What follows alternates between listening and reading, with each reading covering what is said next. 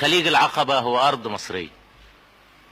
الخليج كله عرضه أقل من 3 ميل، موجود بين ساحل سيناء وجزيرة تيران. جزيرة تيران مصرية وساحل سيناء مصري. إذا قلنا إن المياه الإقليمية 3 أميال فهي مياه إقليمية مصرية. إذا قلنا إنها 6 أميال فهي مياه إقليمية مصرية. إذا قلنا إنها 12 ميل فهي مياه إقليمية مصرية. والممر اللي بتمر فيه البواخر بيمر على مسافة أقل من ميل من السواحل المصرية في سيناء.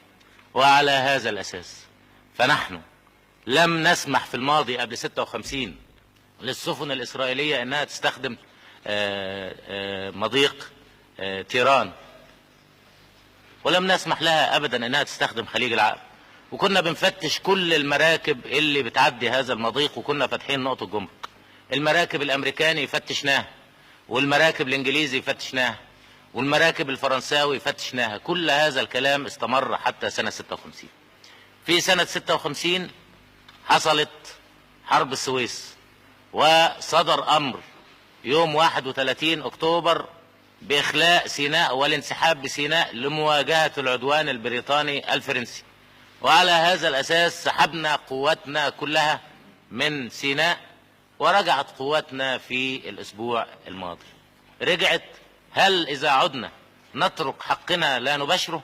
نترك مياهنا الإقليمية لا نباشر سيادتنا عليها؟ احنا عدنا حقنا سنباشره، مياهنا الإقليمية سنباشر حقوقنا عليها. وأعتقد أن الكلام اللي بيتقال هو العمل العدواني، أن المرور في خليج العقبة في مياهنا الإقليمية يعتبر اختراق لسيادتنا، وهو العمل العدواني موجه لينا سنقاومه بكل قوة.